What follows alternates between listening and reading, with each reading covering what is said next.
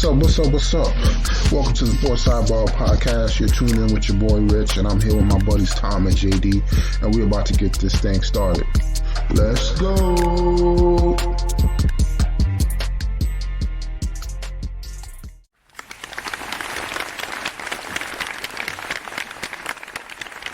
Welcome back, ladies and gentlemen. We got a brand new episode for everybody. Right now, we at 1:30, man. We're climbing our way up. How's everybody doing tonight? Doing good, Rich. How you doing? Doing fantastic, man. Getting ready for this playoff basketball. It's going to be keeping us entertained for the next few months. So definitely looking forward to that. How you doing? Yeah, man. It's a long haul. The NBA playoffs, NHL playoffs. It does. You get a solid 2 months here after a couple 82 game seasons. Oh yeah, definitely going to be fun to watch. Just because it doesn't feel like it's any clear-cut winner this year. So I'm hoping all these games go down to the wire and we don't get too many blowouts. Yeah, I mean, I think that's you don't want to see like it's never fun when a team comes in and dominates all through the playoffs. You like to see some parity, but yeah, I mean, I'm hoping the Celtics just go 16-0. We can get this thing over with. Well, I mean, even if they do, man, I just hope that the games are close, just for the parlay purposes. Sure. So these guys get to play the full game and they hit what they need to hit. But I'm definitely looking forward to it. I mean, since we're in the NBA, I mean, let's get right to it. Last night we had the Lakers play the T-Wolves for the 7th seed. The Lakers were looking like they was done on the ropes, man. But then the T-Wolves couldn't score for like 7 minutes straight and let the Lakers get back in. Game ended up going into overtime. Definitely surprised that they couldn't put them away. But it's gonna be interesting to see because now they're gonna have the Grizzlies the first round. So. Yeah, I mean, when you don't score for 6 or 7 minutes in the fourth quarter, you only score 12 points in the fourth quarter. That was some pretty hideous basketball from both teams down the stretch of that game. It's one of those things where it just felt like the Lakers were going to win that game, even when they were kind of getting beat up early on. It was just it was almost like the Timberwolves were bound to start missing some shots, and I don't know. I'm not a I don't buy into this Lakers thing. I think Memphis should be able to handle them. But the NBA likes a good story, and LeBron versus Steph in round 2 is looking pretty juicy if it gets to that. Oh yeah. But it also gives the Lakers a good path to try to get to the finals. But I don't think they will. But it's going to be very interesting just to see how things plan out. But I mean, if Anthony Davis doesn't show up, it's going to be lights out for them early. Well, and I think everything ratchets up in the postseason too. So I'd expect some tougher defense than Anthony Davis. I think the Grizzlies can do that, and I'm just not that impressed with this Lakers team is kind of everyone's making it out to be. No, I think next year will be a better year for them when they get Kyrie and they have their big three. But I mean, I don't think that's the right move either. But I don't either. But I feel like somehow, some way, that's going to end up where he goes. Being that he could just walk away from the Mavericks without anything, and but I'm sure they're gonna try to do a sign and trade or something. But it's gonna be interesting to see how things pan out with the Lakers. Sure. And then we're gonna have the 9 and 10 matchup tonight between the Pelicans and the Thunder. That should be another interesting matchup with SGA going up against BI. Still not surprised, man. I'm still surprised that Zion said he's good to go and they're not playing him, man. No, he said he could play, but he doesn't want to play until he's 100%. Oh, that's trash, man. No, it was all him. New Orleans wants him to play. He doesn't want to play until he's fully. He said he doesn't want to play until he's fully Zion. Man, that's some nonsense, man. Yep. He could be half himself out there and still be killing it. Still give us a nice little 20-point game. I hear you. But I also feel like I don't feel like there's much chemistry on that team between him and the other players. I feel like they kind of at odds, but for me, I think we're really going to see what's going to happen come the off season between this team if people get traded. And I'm not a big fan of CJ McCollum. He's been killing just because he's been killing my parlays, just doesn't show up. Then the nights I don't bet on him, he shows up. But ultimately, I think they need a point guard to run their system. I don't think the Pelicans go very far without Zion. I don't see them winning tonight. I think you get some SGA action. You can see what the the Thunder building over there in Oklahoma City, and then I think ultimately, I don't know what's going to happen. I thought they with Gobert out and Jaden McDaniels out, they were going to get blown out of the water, and they came out gunning. So, and that was out. I mean, Ant played awful. So I don't know who the eight seed is going to end up being, but I don't know if there's much hope. Anyways, I think Chuck last night on the broadcast was kind of down in the first round of the NBA, and he said basically don't even watch the first round of the Eastern Conference. So I don't know if these play ultimately matter or not, but it's an extra game or two to watch, so that's always fun. Oh yeah, but I think they're going to make it interesting on who they play. But it's also good for these younger teams such as the Thunder to have that experience to get in the playoffs with SGA and all the freaking first round picks they have. Not to mention all the first round picks they're going to have next year and the ones coming back. So that might be the team to watch going forward as far as that mixture of young talent and good players. So I'm definitely looking forward to seeing how this pans out for them. For sure. The other playing game we had last night, we had the Hawks versus the Heat. I know you were elated that your boy Ice Trey took care of business and poured water all over the Heat. Now you guys are going to get to see the Hawks first round. How are you feeling after that? I mean, the Heat play like trash. I mean, they got out-rebounded by 24 rebounds. Clint Capella had more offensive rebounds than the whole Heat team. Yeah, I was unimpressed with the Heat, and I know Jimmy Butler came out after the game and said we need to basically do the exact opposite of what we did tonight in the next game.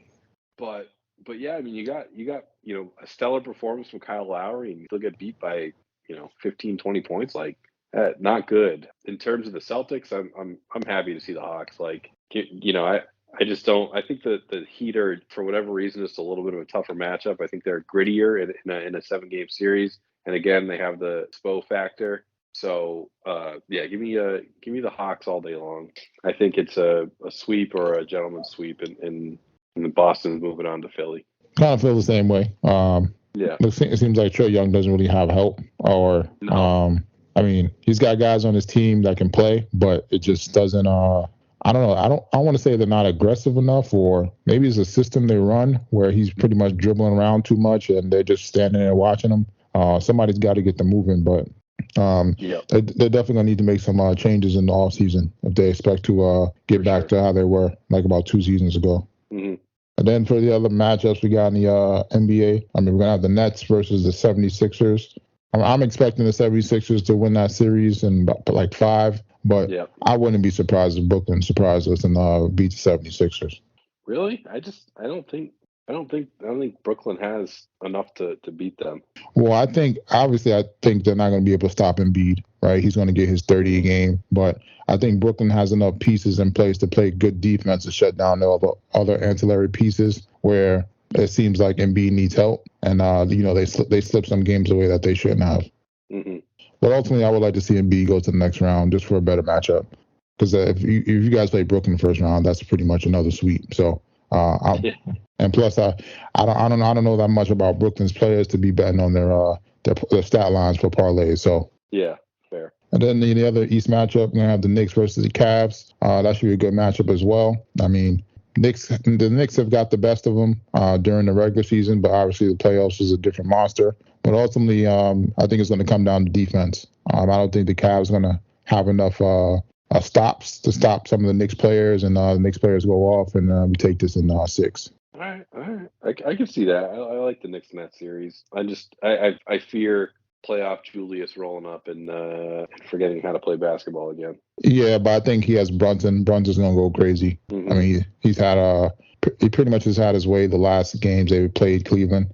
Don't get me wrong, Donovan Mitchell's just done the same, but outside of that, Donovan's going to need a lot of help to stop some of those Knicks players. So, and he's not the greatest defender, so it's definitely going to be interesting to watch. But it's definitely going to be fun games going back and forth between these two guards of Brunson and Mitchell, because we see what happened when Mitchell and what's the name from the Nuggets were going back and forth. Jamal Murray. Yeah. Mm-hmm. And then in the other West matchups, Milwaukee's probably going to be playing the winner of the AC, but that's going to be a clean sweep as well. Not too much to talk about in that one. And then in the West, I think the other notable game to look forward to was Golden State versus the Kings, just because the Golden State trying to get their feet under them as far as getting some road wins, and then the fact they're going to be playing against the Kings, who have pretty much the best offense in the league this year, which was crazy. And then not to mention they got your boy Brown, who was on the coaching staff of the Golden State last year, and he's a defensive head coach, a defensive-minded coach. So he's going to know what they want to do, like to shut some things down. So I'm definitely looking forward to that matchup. Mm-hmm. Yeah, that should be a good one. I do like the Warriors fully staffed and healthy in that series, but I do think that it'll be a good one for the Kings to get under their belt for sure. Oh yeah, it's going to be good to see them too as well. I mean, we talked about it off air. I mean, for a team that was second in the West, I mean, I felt like they were not on TV at all. Yeah, we don't know much about them. they play that West Coast late games, and everyone knows De'Aaron Fox and but other than that, Sabonis. Yeah, Domantas Sabonis, but it's an interesting team. I mean, they're a young team. It kind of reminds me of the Nuggets a few years ago when they kind of came out of nowhere. Got a high seed and then got bounced early. Yeah, possibly. Because this is their first time in the playoffs since freaking forever.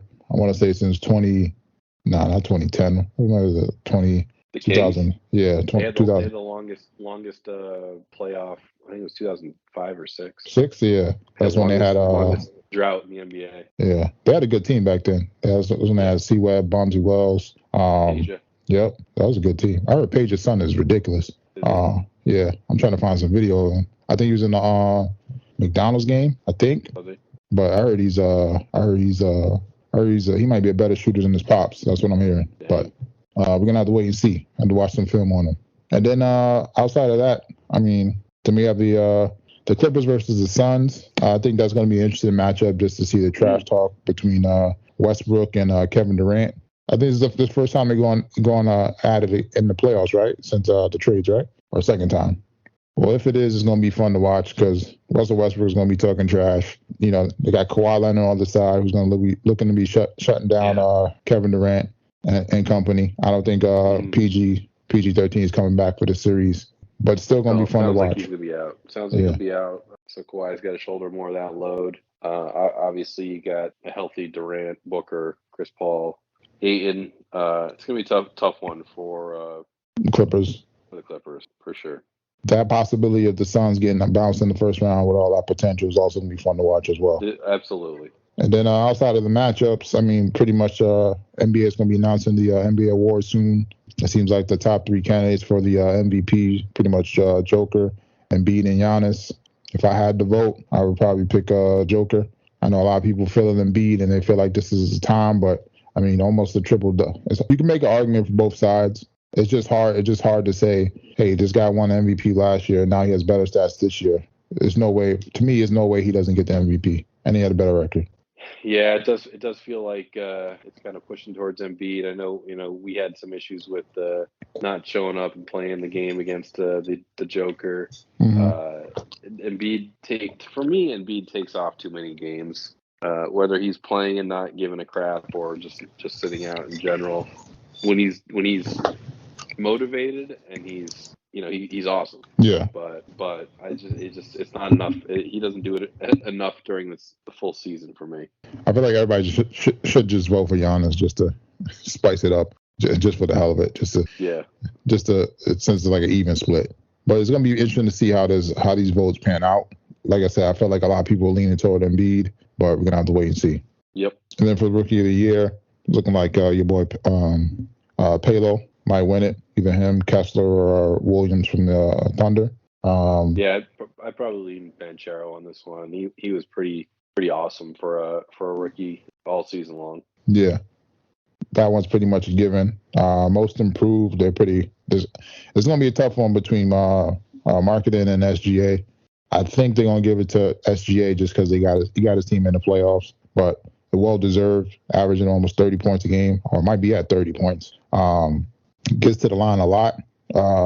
Just a coming out party for him, which was great. Mm-hmm.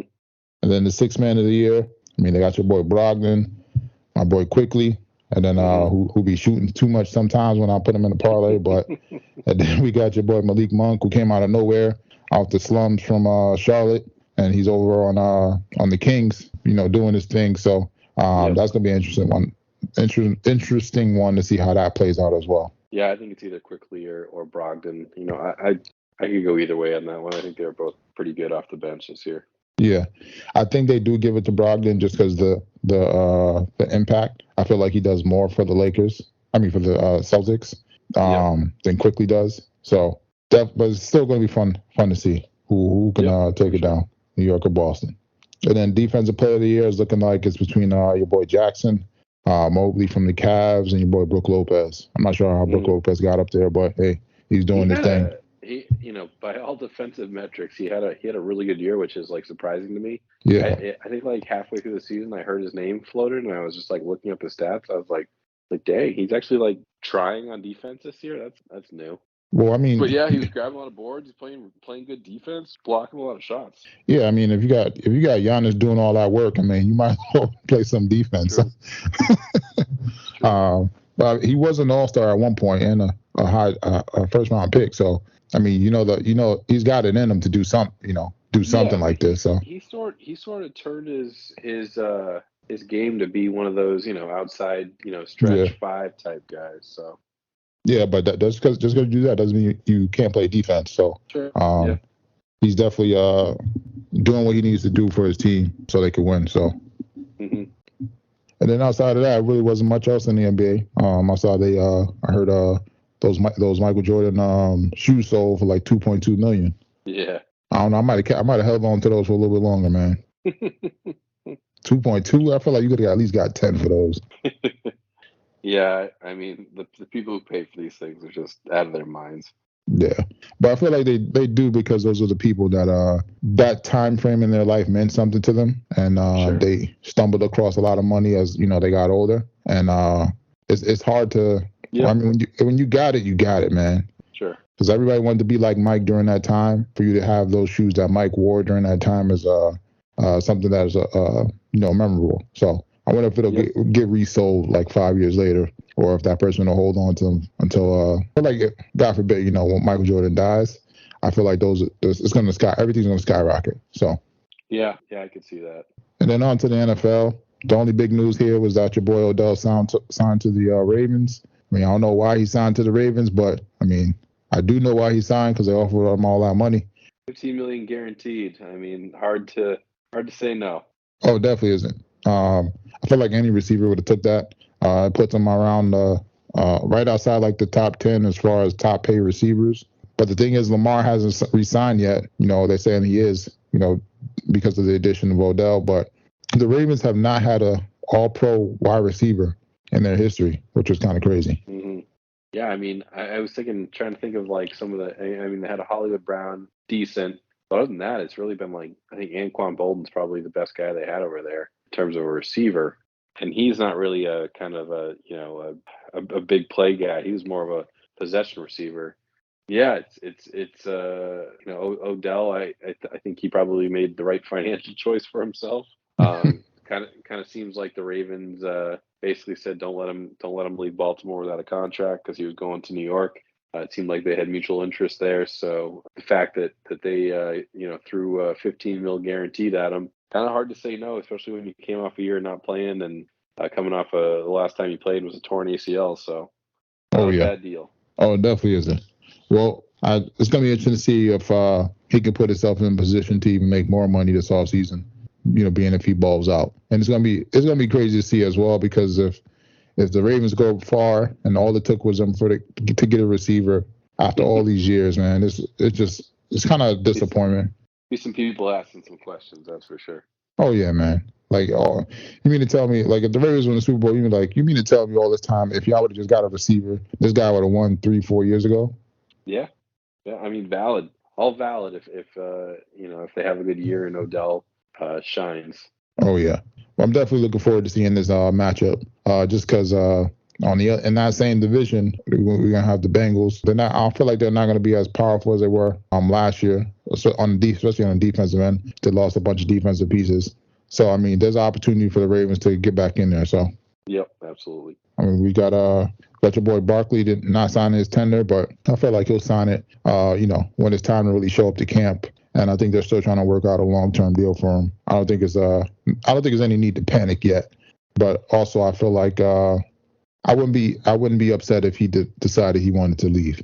Yeah, I mean, I'm not shocked that he's not signing it. I thought they'd try to find that 3-4 year deal, something like that, to hold it over. But obviously, he's waiting for that, and I say ultimately he probably gets something. Yeah, man, we're gonna have to wait and see, man, whether or not he's gonna get a new deal or he's gonna hit the road. But it's a lot of running backs that might be on the market.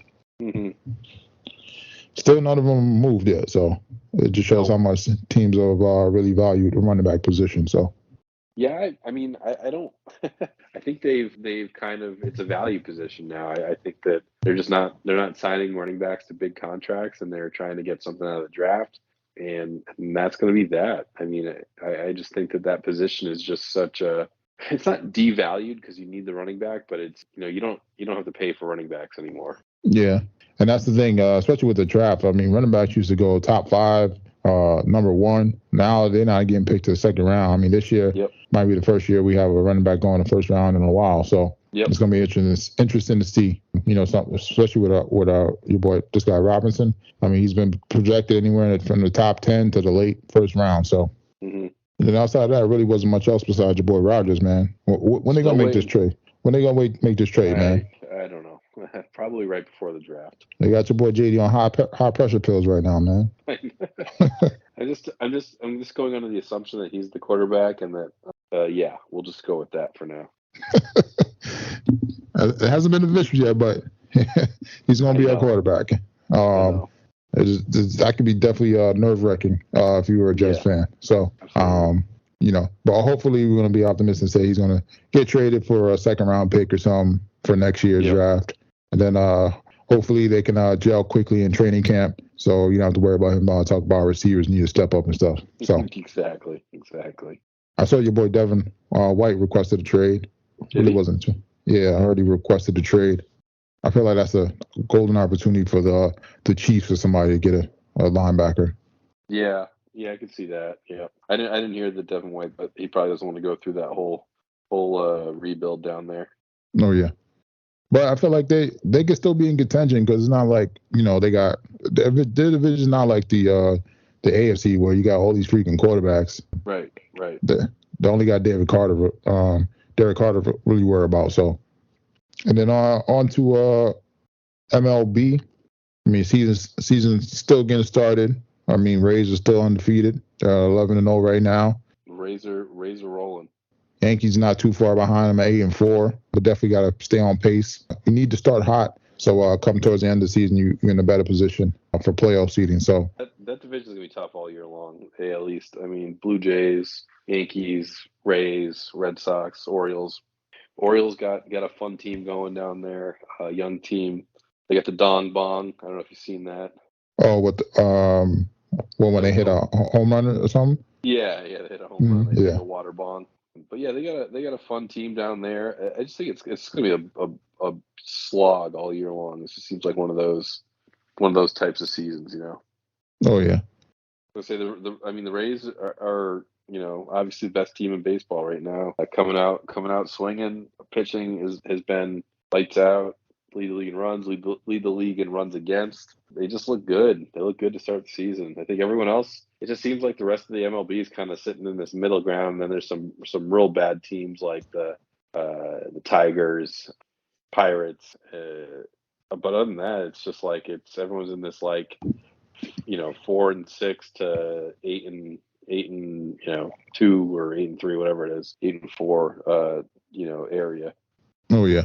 But as I said, you got to kind of separate yourself so you're not in that little bunch towards the end of the season or even now, because it's going to come a time where injuries may kick in and now you're losing games. So you always want to be in a good position just to be ready for that. Yeah, for sure. And then we had the Masters wrap up over the weekend. Something in me knew he was going to win, man. That Rahm was going to win, man. It's funny. I did take him in one of my pools to win. The rest of my players in that pool were god awful, but I was in two pools. I took him in one kind of like blindly, I was just writing names down, and typically how I do it is I write the names down that I like, and then I'll start to kind of put a 1 through 5, and then I'll take 5 guys out of that list. And I don't know, like you, I just kind of like kept coming back to Rom, and I was like, the guy's been playing good. He kind of got, he had one bad round. Where was it? He had one like awesome round, and then he had to withdraw because he had diarrhea. I think that was the players. And then he hits the ball so well, and it was just like, it's gonna be wet. You need to be able to hit the ball long straight, which is what he does. He's a good iron player. He's a good putter.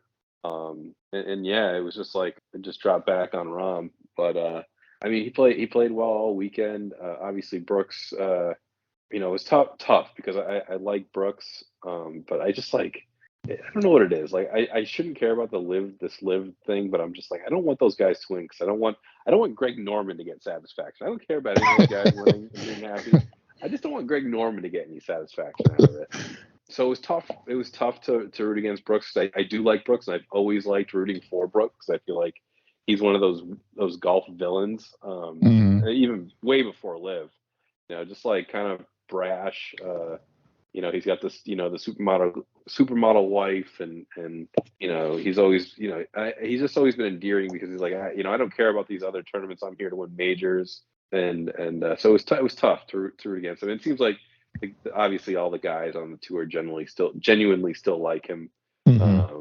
But yeah, he kind of faltered on Sunday. He just felt like he couldn't get any breaks. There was, I think we keep going back to this. He hit a shot on 9 where I think most days it kicks off of the side hill there against the bunker and probably rolls to within 5 feet. For whatever reason, his ball just got stuck on that fringe, and just things like that just seemed to happen to him all day long on Sunday. Couldn't get putts to drop, things like that. Just you could kind of see it early on that it was just not going to be his day, and Rom kind of capitalized on it. Oh yeah, what's the name? The other dude fell apart. Polka, or whatever it is.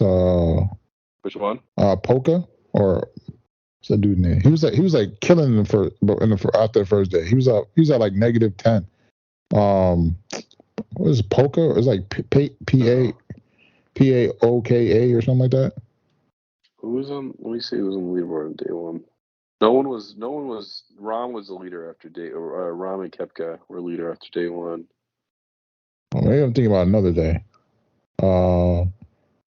I thought somebody else was leading at one point. Are you thinking of Koepka? How you spell his last name? Koepka. Nah, I thought maybe it was him. I couldn't read. I didn't have my glasses on, so. I swear I saw like the last name was like POEKA or something like that. Maybe I'm bugging. It was probably Koepka. Yeah, maybe I was high. That's it for PGA, man. Yeah, it was pretty much Koepka and Rom. I mean, from Friday on, and then some other storylines. I think I do think it was a good weekend for the live golfers. I think one, putting all this nonsense behind them, and kind of just staying clean, and there for the golf and the champion, the major championship. Obviously no one ever likes Patrick Reed, so that one I could care less about. But we have Rory coming out and saying they were happy to see DJ and Koepka, and even Phil was he kept to himself. Obviously he was a big story on Sunday. He shot 65, best round at Augusta. He ended up tied for second, kind of out of nowhere. He's been playing really bad golf, even on the Live Tour. So that was, it almost seemed like vintage Phil. He was high-fiving people, giving people the thumbs up, and smiling a lot. So maybe that helped him a little. But I think overall good weekend for the live golfers, and then having Rahm win it. The only downside, I think, and not a big deal for me, but there was not a ton of drama on Sunday. I think once it got to 10, it was pretty over. pretty heavily leaning towards Rom, and he never faltered. He hit all the shots he needed to hit. Everyone always goes to 12. He hit it right where Tiger hit it in 2019, right over the bunker. Mm-hmm. Leave yourself with a 35-foot putt. It's a fairly simple putt for those guys. Don't even chance the water there on 12, and then I think that some of the new tees there didn't really affect the guys. And then just closed it out down the stretch, hit some good tee shots, hit the green, and two putted. Oh yeah.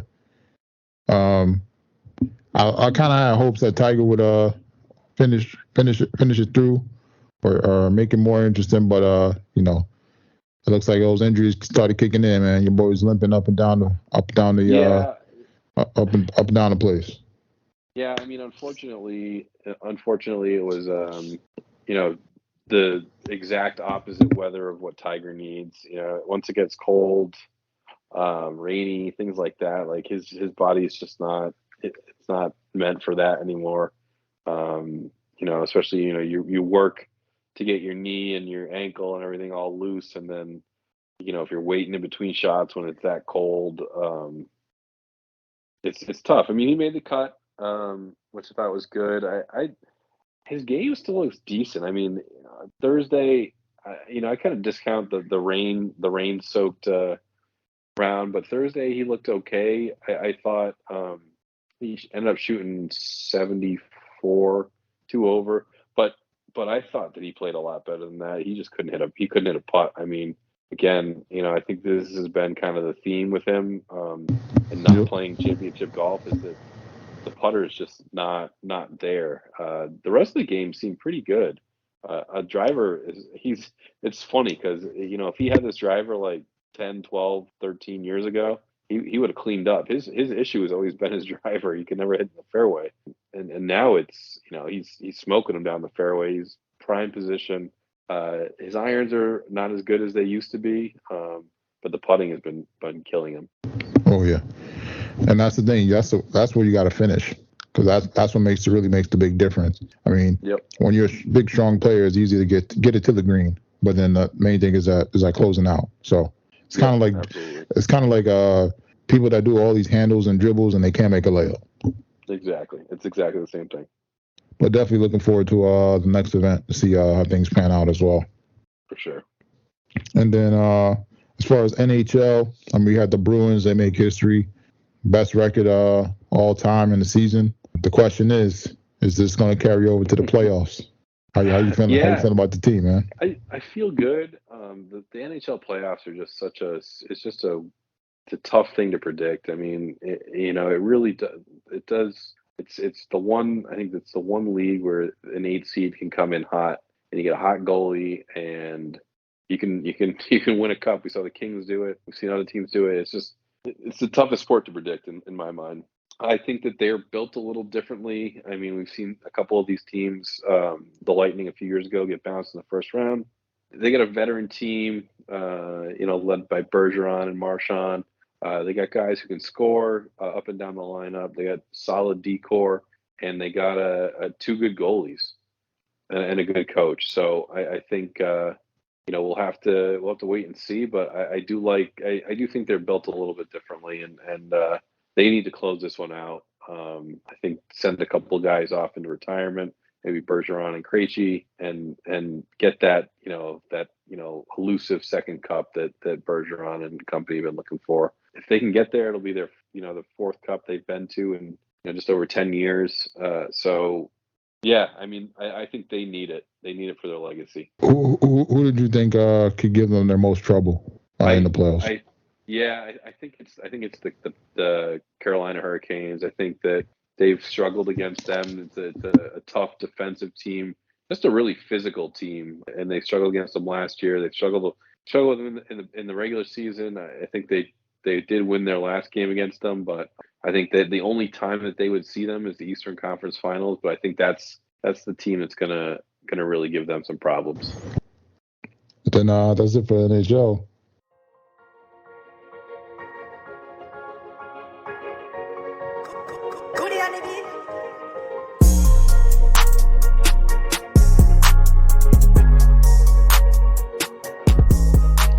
And then it's that time again, ladies and gentlemen. We got another edition of JD's Bites and Brew. What you got for us? All right, so we got a braised short rib over a garlic mashed potato. So for the short ribs, I highly recommend. If you see these on sale at Whole Foods, go get the Whole Foods bone-in short ribs. They're absolutely delicious. But so really kind of a basic seasoning on the ribs, just a little salt and pepper. What I do is I cut up an onion, I cut up a couple carrots, throw them in a Dutch oven, grill them, get them nice and soft. Put them off to the side, take them out, put them off to the side. Then heat up some oil really hot. Coat those ribs that we seasoned with a little bit of flour, and fry them for like a minute on all sides. Then take them out, deglaze the pan with some red wine. Let that cook down for a couple minutes. Then add beef broth, some thyme, some rosemary, some salt and pepper, and then add the veggies and the ribs back in there. Kind of mix that all up, and then throw it in the oven for about 3 hours on 350 degrees, and it all cooks down nicely. And the bones in those ribs should just come right out.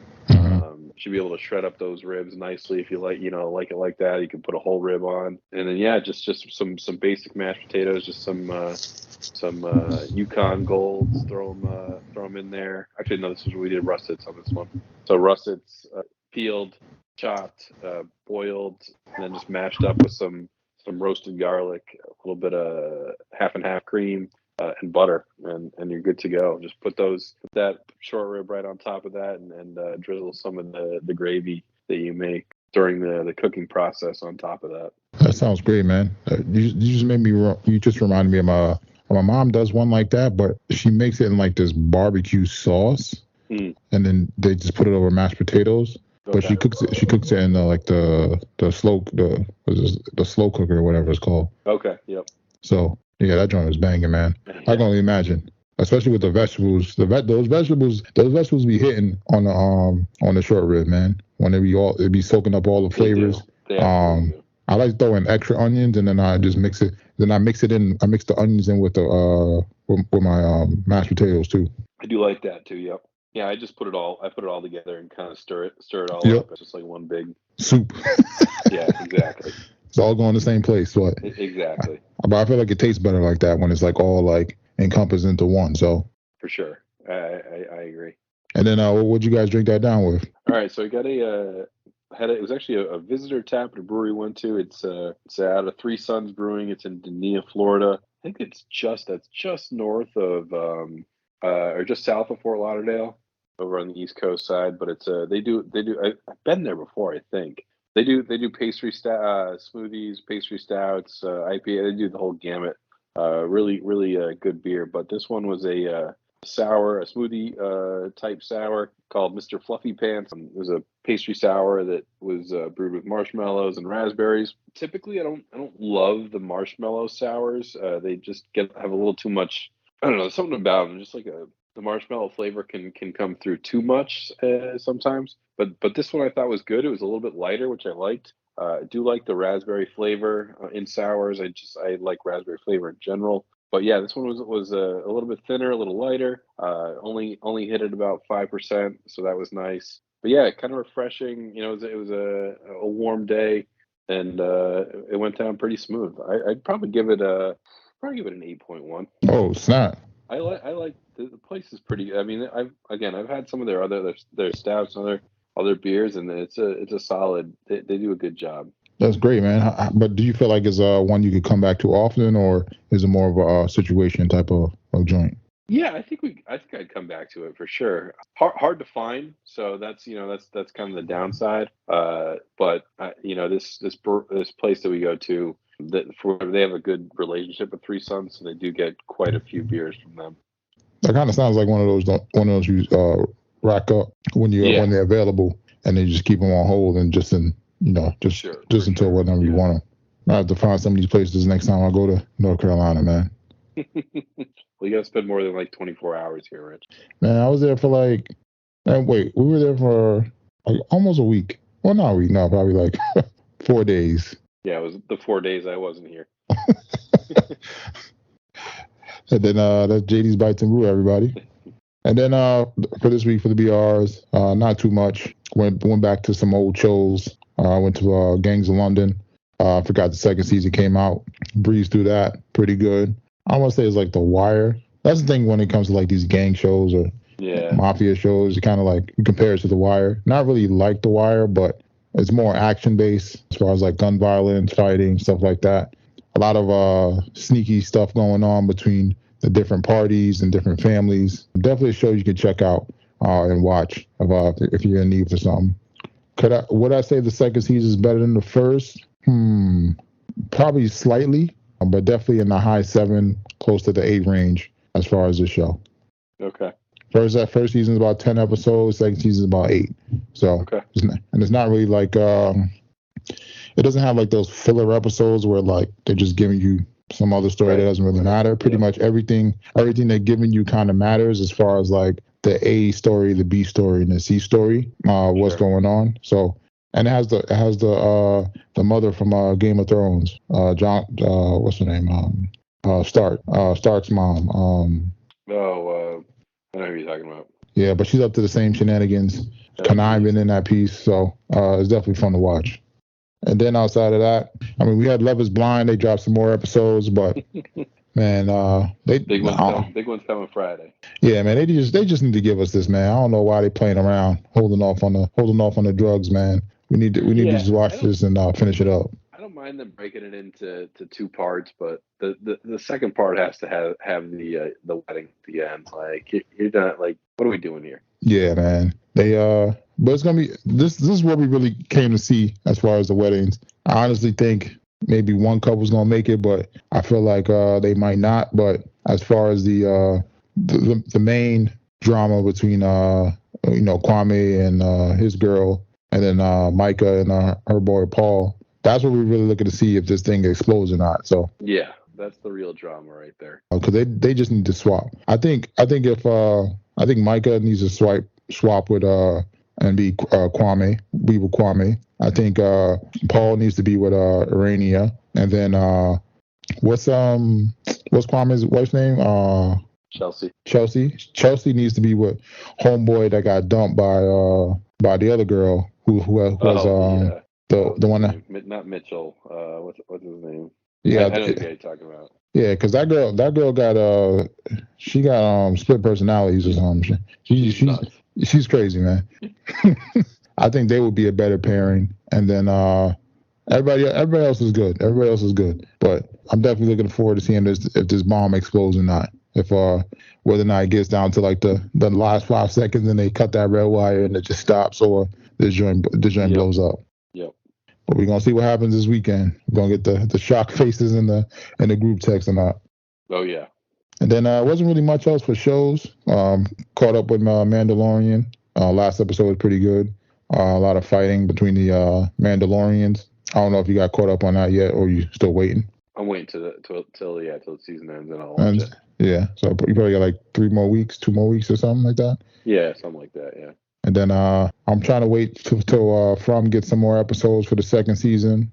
And then trying to think what else was out there. It wasn't really much else. I think I was just browsing some stuff. I wanted to start that other one, Beef, on Netflix. Oh yeah. I wanted to start that one. And then I think it was I don't think it was much else out there. Season 2, Rich. Yeah. Well, they only on like episode 3, right? I think they're on episode 3. Yeah. Yeah. So yeah, maybe I'll catch up on that madness. How'd you up to like if you had to rate like the first, let's say 4 episodes, what would you rate the show from the first 4 episodes compared to like the last 4 or whatever? I mean I thought the first 3 episodes, whatever, 3-4 episodes I thought were really good. It does give you that kind of Lost-ish feel. Yep. My only issue with the first season is they just like essentially brought nothing to a close. Like they didn't really answer any questions other than her husband was the dink that stole the money, which whatever. Mm-hmm. Like that was fine, but like they just, I don't know, you killed a guy and nothing ever comes of it, or there's a Reddit post that someone that Misty buries, and then the the uncovering of the dead dog in this little hidden like secret area in the house. Like they never I wanted like a flashback or something of her like going and killing the dog and putting the head in there, and she doesn't even know that she's doing it. Obviously, I mean, I don't know. There's just like a lot, and it's the one tough thing too is like trying to tell what's real and what's not real. I think sometimes in the show it's difficult, like when they're kind of daydreaming and when things are real, especially like with her eating the dirt that one night. Like we're like, is that real? And I don't know, the plane blowing up or the bear catching on fire. Like first of all, the girl was flying a plane like so I did say I do agree. I do think you can. It's probably easy enough to get a plane off the ground. You just have to hit certain speeds. You literally have nothing else to do. So I can see you taking a month or so and reading the manual and getting comfortable with how to at least get the plane off the ground. You're not going to be able to troubleshoot that. And chances of landing are slim to none. So, even if she got off the ground, I was like, where the hell is she going to land? Right? She has no idea where she's going. You can't even see out the front window, by the way, because it's so freaking foggy. And then obviously the bear catches on fire. Of all things. Not even the plane, the bear. Just like crash her into a mountain or something. Like I don't know. Like where does this bear catch on fire? And and I don't know. It's still like intriguing because I do want to get that. Like there's like parts of the story that I want to learn. I want to see more about. Like especially with Thaisa and her like weirdness, and does she know that she's doing these things, or does she really not know what's going on? I want to know like at what point did they start becoming cannibals? Like they never really get to that. It looks like Lottie's like leading the charge. That's another thing. Like she's just like totally bizarre and her little cult thing going on there. And I don't know. I was just hoping for some more closure after season 1, and we got like nothing answered. And I'm just like now like invested into figuring out what the hell's going on in this show. So I think the acting is good. I do and I think the storyline is interesting. I think it just gets a little bonkers at times. It gets a little bonkers. I think like, okay. It all started with that damn bear. The bear just like sits down in front of you and you can kill it, and now you can eat for a couple days. Like, and the other thing, the way that Jackie dies really bothered me. Like when you like think about yourself, if you're outside, right, and you're sleeping. And even if you're pissed at like someone and you're like, I'm not going inside. So idea. You get to a point where you're like, I'm freaking cold. I'm going inside. Like you gotta have too much pride to stay outside. Yeah, even if you're in the deepest of sleeps, a cold is gonna wake you up, right? You're not just gonna sit there and continue to freeze. Like especially when you're 17 years old. Like give me a break. Unless you have you're like a heavy sleeper and you're just sleeping through shit, but it still doesn't make sense, though. I still find it hard to believe. Yeah. So it's one thing when you don't have anywhere else to go, and then you're just like stuck in the cold. Oh, yeah. But she had literally a warm house to go into, or a warmer house. I mean, let alone. I mean, why the hell would you go outside anyway? I just would have went downstairs or something, or a different room, or go to the meat locker or whatever. Like Yeah, I know. It was stupid. That part was stupid to me. Like, I thought she was going to die in some way. Like, they killed her, or, like, they ate her or something. No, she just froze to death, and they threw her in the meat locker. Oh, yeah. Yeah, so, I mean, again, storyline is good. I think there's a couple odds and ends. The girl who plays Adult Nat, she plays that same character, like, in every show. I hate her. I'm not going to lie. Oh, my God. She is so ridiculous. Like, just a ridiculous human being. Oh, yeah. Well, I'll definitely give the second season some views, hopefully this weekend. I'm going to check out some of the other movies that dropped. I was going to watch 65. I started John Wick 4. John Wick 4 is John Wick. I mean, yeah, it's pretty much going to get people killing each other over some nonsense. But ultimately, I heard the Super Mario movie was good.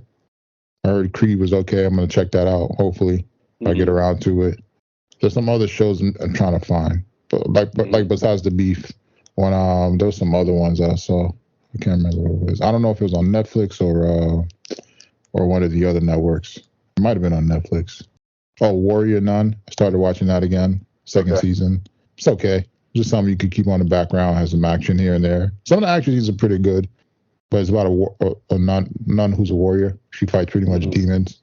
I have a special place in my heart for those like supernatural type shows. So yeah.